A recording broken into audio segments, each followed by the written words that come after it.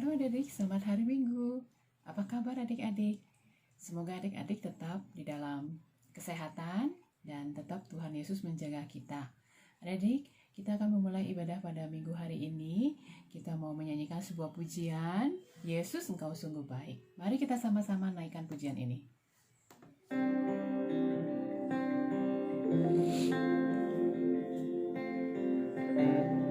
Kita mau bersyukur kepada Tuhan untuk pernyataan Tuhan. Bapa, Engkau sungguh baik, kasih-Mu melimpah di hidupku.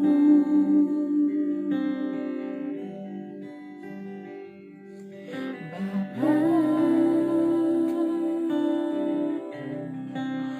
ku berterima kasih berkat-Mu hari ini yang Kau sediakan bagiku. Ku naikkan syukurku buat hari yang Kau beri, tak habis-habisnya kasih dan rahmat-Mu, selalu baru dan tak pernah terlambat pertolongan-Mu, besar setia-Mu di sepanjang hidupku.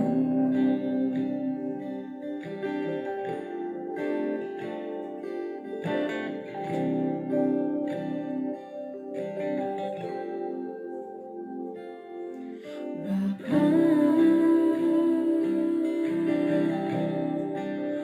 Engkau sungguh baik, kasih-Mu melimpah di hidupku.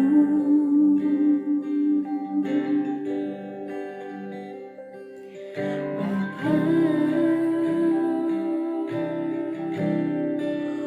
ku berterima kasih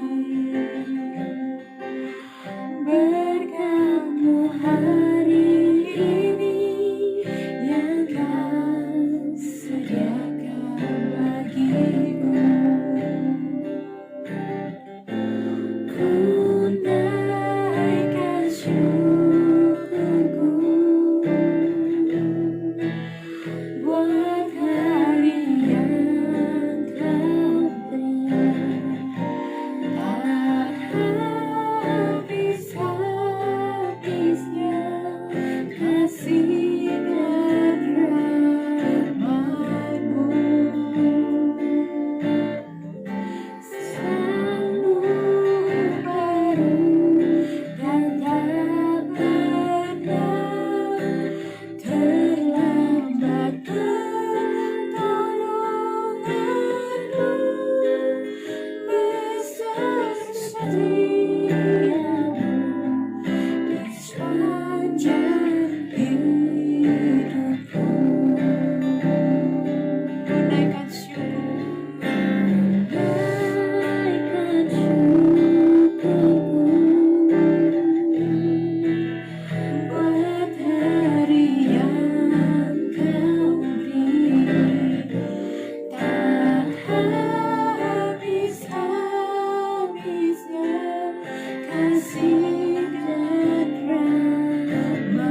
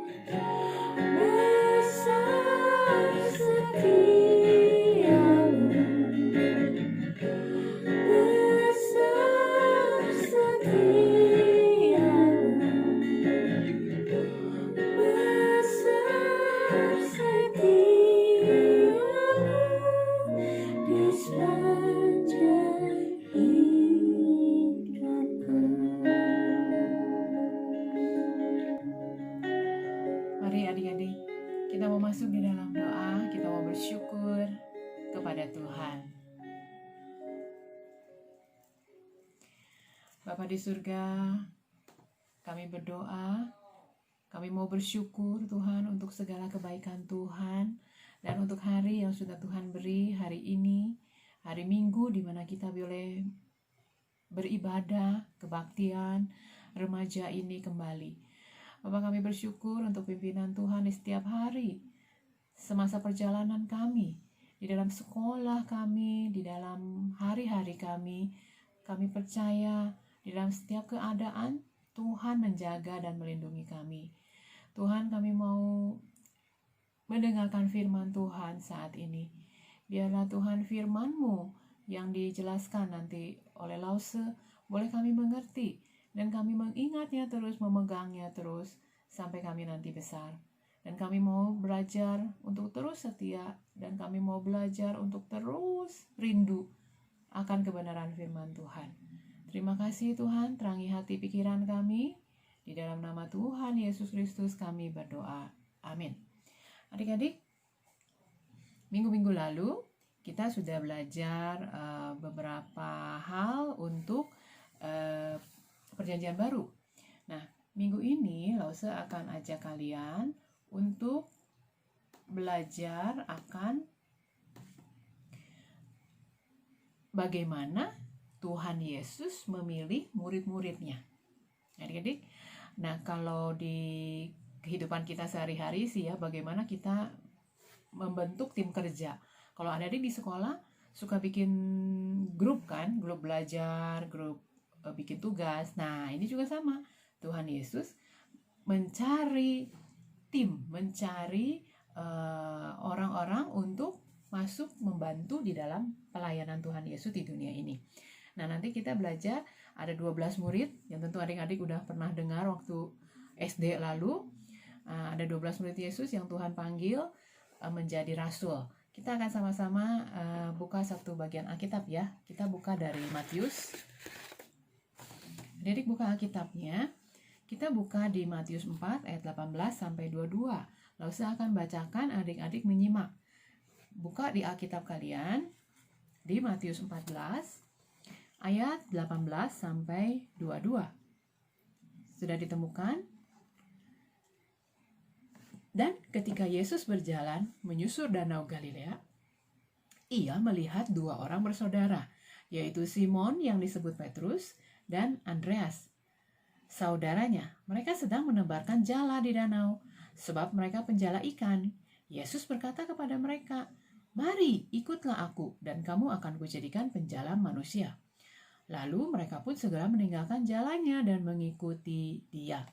Ayat 21, dan setelah Yesus pergi dari sana, dilihatnya pula dua orang bersaudara, Yakobus anak Zebedeus dan Yohanes saudaranya, bersama ayah mereka Zebedeus, sedang membereskan jala di dalam perahu. Yesus memanggil mereka dan mereka segera meninggalkan perahu serta ayahnya, lalu mengikuti dia. Nah, adik-adik, ini di Matius 4 ayat 18 sampai 22. Mari kita buka lagi di Markus 3 ayat 13 sampai 19. Markus 3 ayat 13 sampai 19.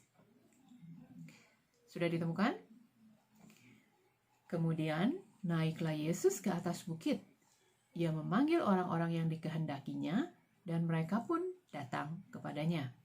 Ia menetapkan 12 orang untuk menyertai dia dan untuk diutusnya memberitakan Injil. Dan diberinya kuasa untuk mengusir setan. Ke-12 orang yang ditetapkannya itu ialah Simon yang diberi nama Petrus, Yakobus anak Zebedeus, dan Yohanes saudara Yakobus, yang keduanya diberi nama Boanerges, yang berarti anak-anak guru. Selanjutnya Andreas, Filipus, Bartolomeus, Matius, Thomas, Yakobus anak Alfius, Tadius, Simon orang Selot, dan Yudas Iskariot yang mengkhianati dia. Nah, adik-adik, ini 12 murid Yesus, namanya tertera di situ. Kita buka lagi dari Lukas 5 ayat 27 sampai 28. Ini adalah keterangan siapakah Matius, salah satu orang murid Yesus.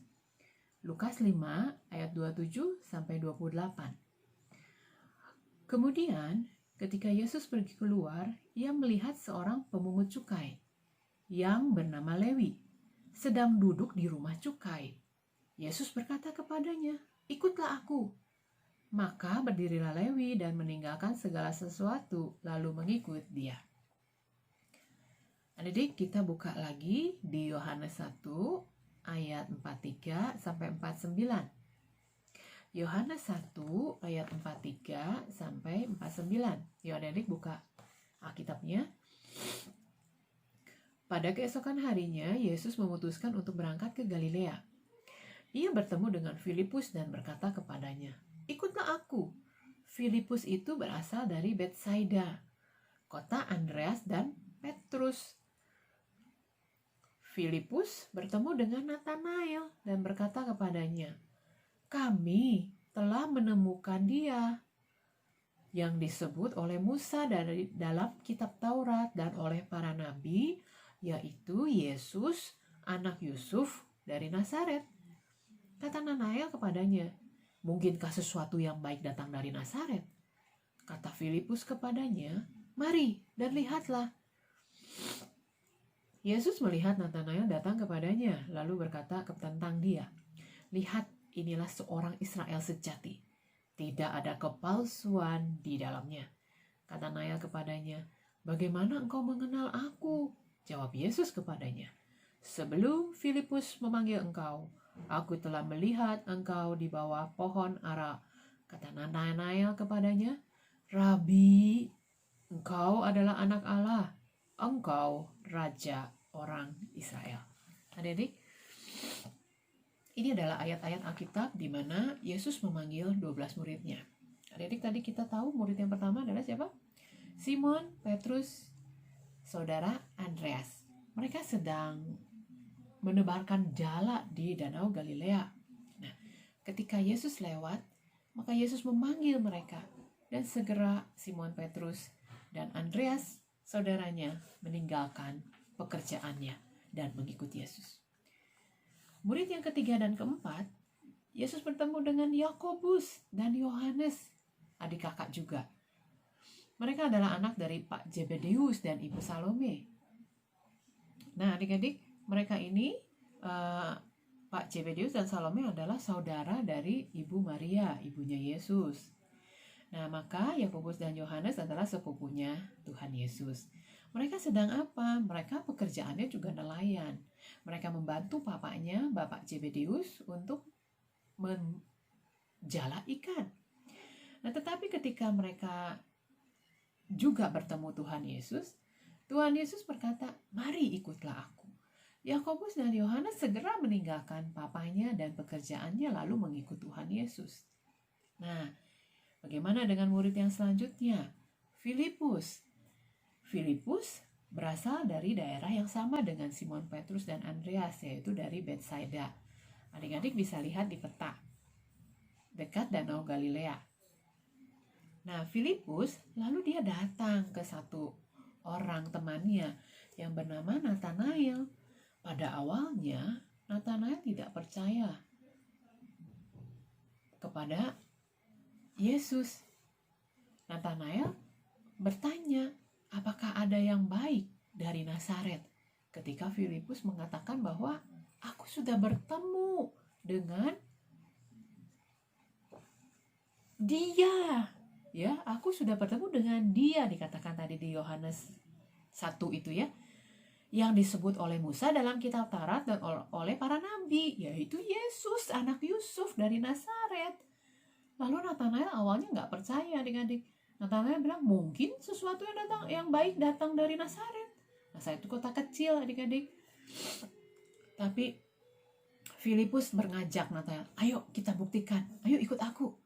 Maka ketika Filipus mengajak Natanael dan Yesus melihat Natanael datang, ia berkata, "Inilah orang Israel sejati." Dan akhirnya Natanael merasa bahwa kok Yesus tahu. Dan Nathanael mengakui bahwa, Rabi, engkaulah anak Allah, engkaulah Raja Israel. Nah, akhirnya Nathanael percaya. Nah, kemudian Yesus juga memanggil Bartolomeus. Ya, tadi kita baca di Markus ya. Bartolomeus itu berasal dari kata Kana di Galilea. Jadi boleh lihat peta lagi, dekat-dekat Galilea juga danau ya.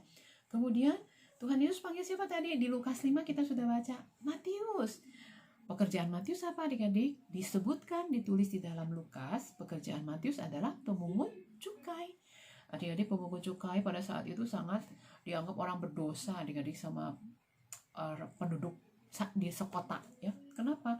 Karena pemungut cukai itu kerjanya memungut pajak ya, pajak kepada rakyat di situ setempat, penduduk setempat, dan mereka menjadi merasa berat beban ya karena dikenai oleh pajak. Nah, zaman Tuhan Yesus ada di dunia ini dan murid-muridnya, mereka waktu itu dalam penjajahan pemerintahan Romawi, sehingga mereka harus membayar pajak kepada negara, pada penguasa saat itu. Nah, oleh sebab itu pemungut cukai dianggap orang berdosa dan mereka berkata bahwa antek-antek orang Romawi. Mereka benci kepada pemungut cukai itu. Nah, tapi apa yang terjadi ketika Tuhan Yesus melihat pemungut cukai itu, melihat Matius itu yang disebut Lewi ya, duduk di rumah cukai, Yesus panggil, ikutlah aku. Maka dengan segera Matius berdiri dan meninggalkan segala sesuatunya mengikut Yesus. Inilah yang luar biasa adik-adik. Segera ikut, segera bangun dan mengikut Yesus. Kita lihat lagi, ada murid Tuhan Yesus lain yang Tuhan Yesus panggil, yaitu Thomas. Thomas yang disebut oleh teman-temannya Didimus. Kita tahu siapakah Thomas. Thomas adalah orang yang nantinya tidak percaya ketika Yesus bangkit. Ingat, Thomas itu mau mencoba melihat dua lubang paku di tangan Yesus dan lubang di lambungnya. Nah, kemudian ada juga Yakobus anak Alfius. Nah, adik-adik, Alkitab memang tidak mencatat siapa itu Yakobus anak Alfeus, tetapi menurut pencatatan sejarah, Yakobus anak Alfeus adalah juga pekerjaannya pemungut cukai, sama dengan Matius. Lalu ada Tadius, juga ada Simon orang Selot. Mereka berdua menjadi penginjil. Kalau Tadius penginjil di Syria dan Simon menginjili ke Mesir dan Afrika. Kalian lihat di peta ya, satu ke atas, satu ke bawah. Nah, mereka semua ini menjadi penginjil, pekabar-pekabar Injil yang Tuhan Yesus utus. Nah, ada satu lagi adik-adik murid yang ke-12, yaitu Yudas Iskariot. Adik-adik tentu tahu siapakah Yudas Iskariot. Yudas Iskariot adalah murid Tuhan yang mengkhianati Yesus. Nah, adik-adik, 12 murid Yesus ini berasal dari latar belakang yang berbeda. Tuhan Yesus panggil banyak murid. Mereka berasal dari latar belakang yang macam-macam. Ada pemungut cukai, ada nelayan, dan banyak yang lainnya. Berbeda-beda latar belakang, tapi ada yang samanya apa? Mereka segera pergi ikut Yesus dan meninggalkan segala sesuatunya. Luar biasa ya adik-adik ya. Nah, apa sih adik-adik yang membedakan? Murid tadi Lause katakan, murid-murid Tuhan banyak, nggak hanya 12. Banyak yang menjadi murid-murid Tuhan. Kita lihat ya, apa perbedaan murid dengan rasul? Murid adalah orang yang percaya kepada Yesus. Jadi, orang yang percaya kepada Yesus ini, jika mereka mengikuti Kristus, mereka disebut dengan murid. Jumlahnya bisa banyak. Kita pun saat ini kita disebut murid Kristus karena kita percaya kepada Yesus Kristus. Nah, kalau rasul bagaimana adik-adik? Rasul adalah orang yang diutus untuk pergi dengan sebuah pesan atau tugas khusus. Dan hanya ada 12 rasul, yaitu 12 murid Yesus ini.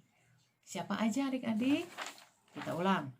Simon Petrus, Andreas, Yakobus, Yohanes, Filipus, Bartolomius, Matius, pemungut cukai atau yang disebut Lewi, Thomas Didimus, Yakobus anak Alfius, Tadius, Simon orang Zelot, dan yang ke-12 Yudas Iskariot. Kalau Nathanael nggak disebut. Nathanael memang murid Yesus, tetapi dia bukan rasul. Yang menjadi 12 murid Yesus dan menjadi rasul, diberi jabatan rasul adalah 12 orang tadi. Nah, adik-adik, jabatan khusus mereka kita buka yuk. Markus 3 ayat 14. Markus 3 ayat 14. Yuk kita buka.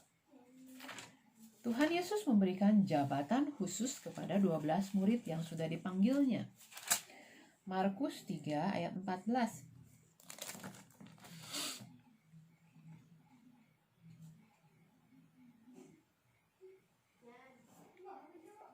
Ya. Markus 3 ayat 13 sampai 14. Kemudian naiklah Yesus ke atas bukit, ia memanggil orang-orang yang dikehendakinya, dan mereka pun datang kepadanya. Ia menetapkan 12 orang murid untuk menyertai dia dan untuk diutusnya memberitakan Injil. Nah, ini ke-12 orang ini disebut 12 murid Yesus dan juga disebut 12 rasul. Nah, adik-adik, kita lihat lagi. Yesus Kristus adalah Mesias tadi dikatakan. Filipus mengatakan bahwa kepada Nathanael, Nathanael, aku sudah menemukan dia.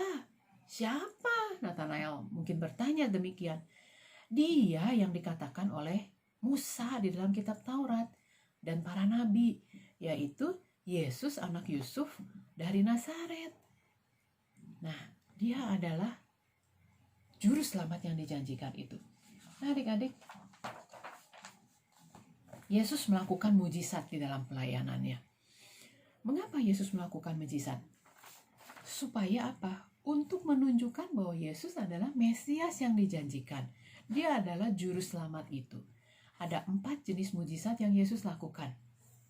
Kita lihat di kitab Markus ayat 1 sampai 28. Markus 1 ayat 21 sampai 28. Apa yang Yesus lakukan di sana, adik-adik? Yesus melakukan mujizat di Kapernaum. Adik-adik lihat peta ya, Kapernaum itu dekat Danau Galilea juga, kota-kota yang dekat di pinggiran Danau Galilea. Apa yang Yesus lakukan? Ada 4 jenis mujizat yang tadi Lause bilang. Ke-1, 2, 3, MMMK. Adik-adik gampang ya mengingat 4 jenis mujizat. MMMK. M pertama di Markus 1 ayat 21 sampai 28 adalah mengusir iblis. Ketika Yesus sampai di Kapernaum dan murid-muridnya, Yesus mulai mengajar. Ya. Dan mereka takjub akan pengajaran Yesus. Lalu di dalam rumah ibadat itu ada seorang yang kerasukan roh jahat. Dan orang itu berteriak, "Apa urusanmu dengan kami, hai Yesus orang Nazaret? Engkau datang hendak membinasakan kami.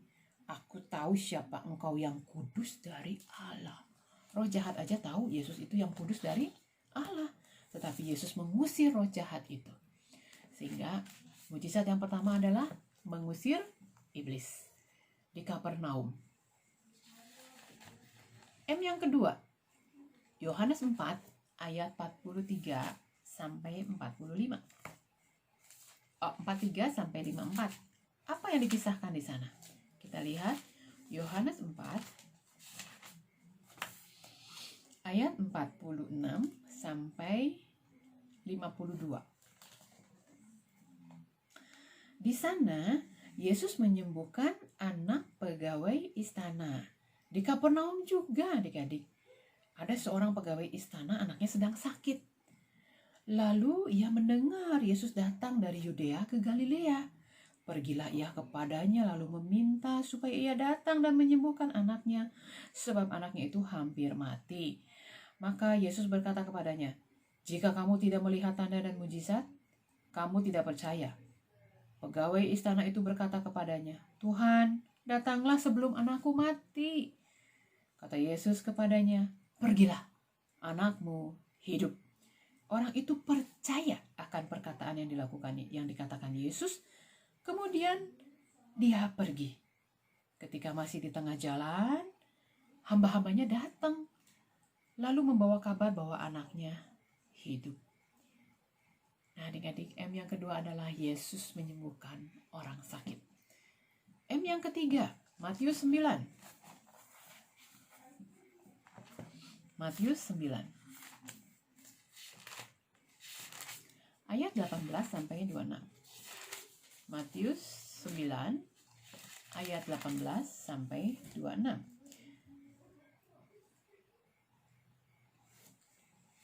M yang ketiga adalah Yesus membangkitkan orang mati. Wah, di sini dikisahkan sebuah cerita.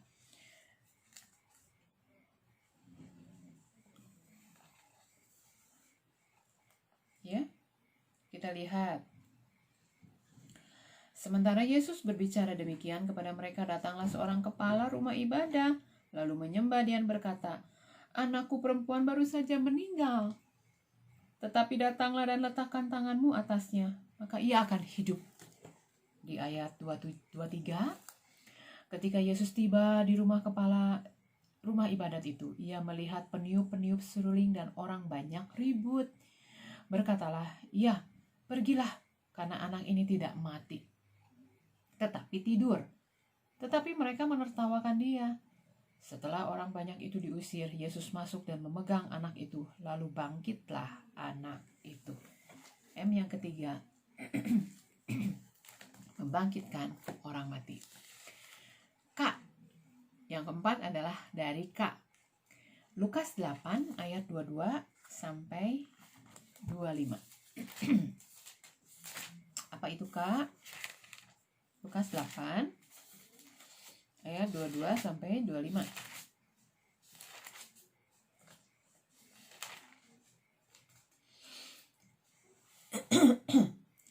Judul perikopnya adalah angin ribut diredakan.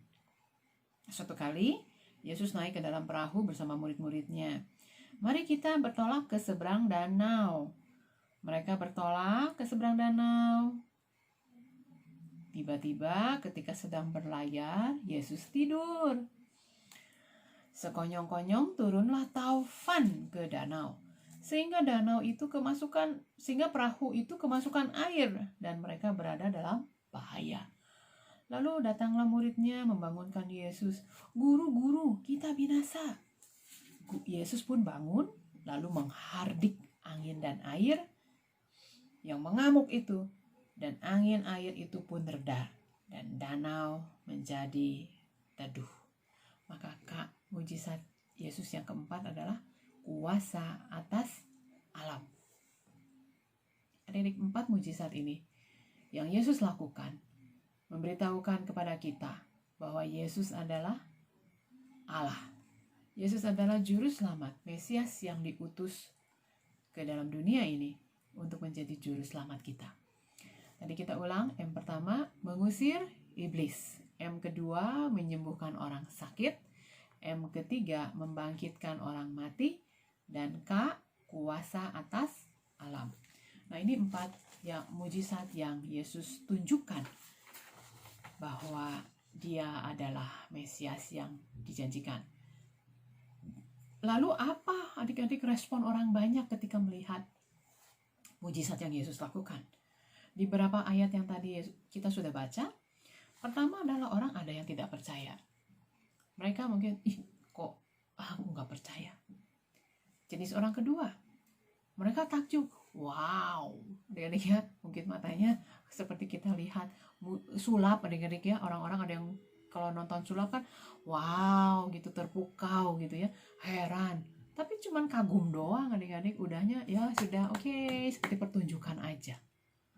Ada juga orang yang ingin Yesus pergi. Jangan di sini, pergi saja.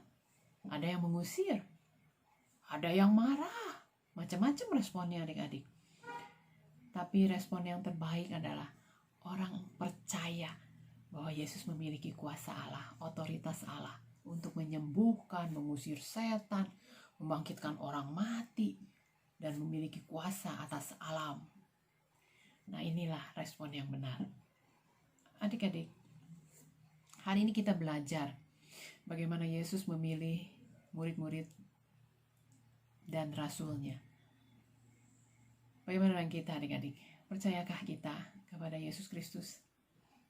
Dia adalah anak Allah, Mesias, Tuhan kita, yang mau datang ke dunia ini untuk menebus dosa kita. Yesus mengajak murid-muridnya ini untuk apa? Untuk mengabarkan Injil. Tuhan Yesus mengutus mereka ke kota untuk kabarkan Injil kebenaran kerajaan Allah ini. Nah, adik-adik, biarlah kita boleh memiliki iman, karena dengan iman itu kita beroleh hidup di dalam nama Yesus. Percaya kepada Yesus berarti beriman kepadanya, mengikut Dia, dan kita bisa mengikuti Yesus dalam setiap aktivitas kita sehari-hari, baik di rumah, di sekolah, maupun di gereja, dimanapun. Adik, bagaimana kita bisa jadi murid Yesus? Murid Yesus adalah murid yang percaya kepada Kristus tadi, satu. Kedua, kalau jadi murid Yesus, Yesus adalah guru kita. Adik-adik, mengikut Yesus berarti semakin hari boleh semakin mirip guru. Adik-adik, murid-murid Tuhan Yesus tiap hari selama 3 tahun setengah pelayanan Tuhan Yesus di dunia ini, mereka bersama-sama dengan Tuhan Yesus hari demi hari. Mereka belajar meneladani Yesus. Mereka belajar karakter Tuhan Yesus yang penuh kasih, yang mengampuni, yang tidak membalas, yang sabar, yang penuh hikmat, yang bicaranya lemah lembut, tetapi tegas. Nah, mereka belajar setiap hari bersama Tuhan Yesus. Senang ya? Nah, tetapi kita yang saat ini, kita yang sudah jadi murid Yesus, kita harus mirip Yesus. Karena kita adalah muridnya. Kita mau belajar semakin hari, mau memiliki sifat-sifat seperti guru kita, yaitu Yesus Kristus. Adik-adik, biarlah kita boleh semakin bertumbuh di dalam iman dan percaya kita, dan kita mau berubah dari hari ke hari di dalam proses kita di sekolah, di rumah, dimanapun kita berada. Kita mau semakin menjadi murid Kristus yang mirip dengan Yesus. Biarlah Tuhan memberi kita kekuatan, membantu kita agar kita boleh menjadi serupa dengan Kristus. Adik-adik, mari kita baca ayat hafalan kita hari ini. Kita buka di Yohanes 1 ayat 6-7. Yohanes 1 ayat 6-7. Adik-adik, kita baca ya. Datanglah seorang yang diutus Allah, namanya Yohanes. Ia datang sebagai saksi untuk memberi kesaksian tentang terang itu, supaya oleh dia semua orang menjadi percaya. Siapakah Yohanes yang di sini? Dia adalah Yohanes Pembaptis. Dia datang untuk menjadi pemberita Injil sebelum Kristus turun di dalam pelayanannya. Maka Yohanes membukakan jalan. Jadi orang yang berseru-seru untuk mengabarkan Kristus, Mesias yang akan datang. Nah, adik-adik, biar kita boleh percaya, yakin, dan ingat, setiap hari kita mau semakin serupa dengan Yesus. Kita mau nyanyikan sebuah lagu ya adik-adik. Lagu ini berjudul Ku Mau Jadi Murid Yesus.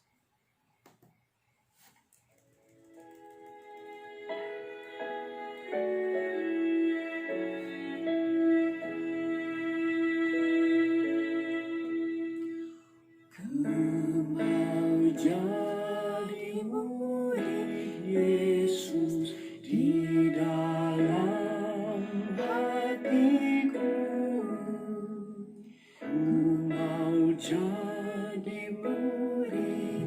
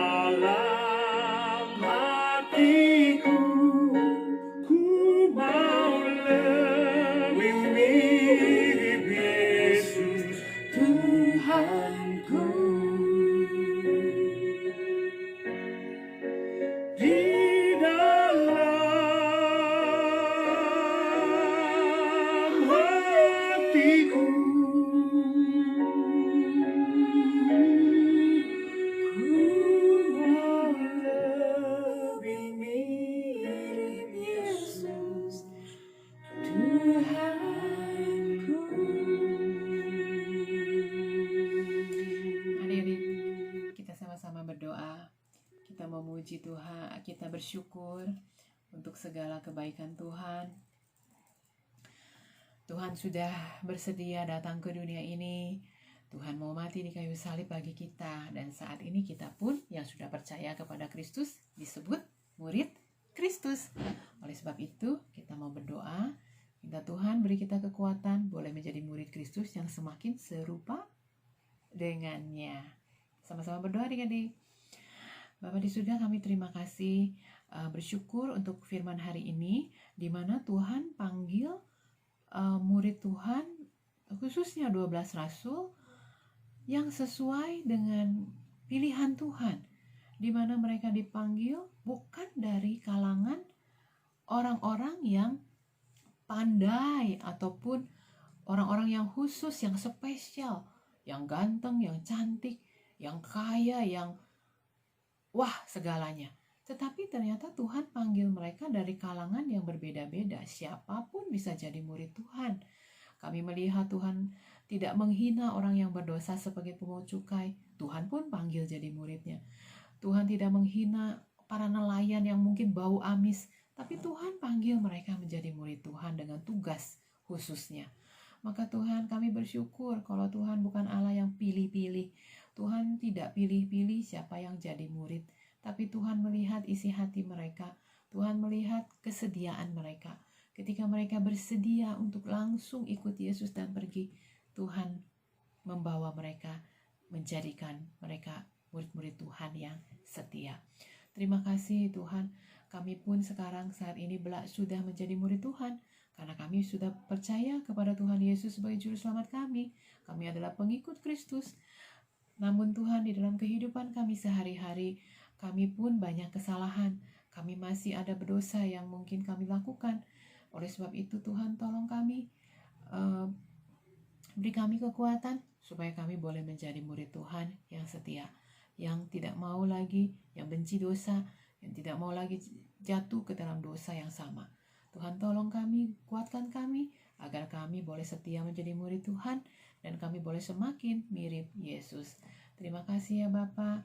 Biarlah lagu tadi menjadi kerinduan kami juga, semakin mirip Yesus di dalam hatiku. Terima kasih Bapa. Sebentar kita akan menyelesaikan ibadah ini. Kiranya Tuhan memimpin kami di dalam minggu yang baru, di dalam studi kami, dan di dalam kesehatan kami. Karena kami percaya Yesus adalah Allah yang menyembuhkan, juga Allah yang berkuasa atas sakit penyakit. Terima kasih ya Tuhan, berkati rasul-rasul yang sudah menyampaikan, berkati orang tua kami dalam pekerjaan dan usaha mereka, sehingga mereka boleh mencukupkan segala kebutuhan di dalam rumah kita. Terima kasih ya Bapa, di dalam nama Tuhan Yesus Kristus, Allah kami yang hidup, kami berdoa. Amin. Adik-adik, sampai jumpa minggu depan ya adik-adik. Nanti di bulan 12 kita akan mendengarkan mengenai firman Tuhan yang nanti di ujung Natal tanggal 24 Desember nanti kita akan sama-sama berkumpul di gereja ya, tentunya dengan lakukan protokol kesehatan. Nah, kita akan bersama-sama mengikuti ibadah Natal, tetapi nanti di awal Desember kita sudah mendengarkan kisah-kisah yang nantinya akan berpuncak kepada acara Natal di gereja. Nah, adik-adik, bersiap hati, kita akan mendengarkannya terus dan tetap setia menjadi murid Yesus. Sampai jumpa adik-adik, Tuhan memberkati.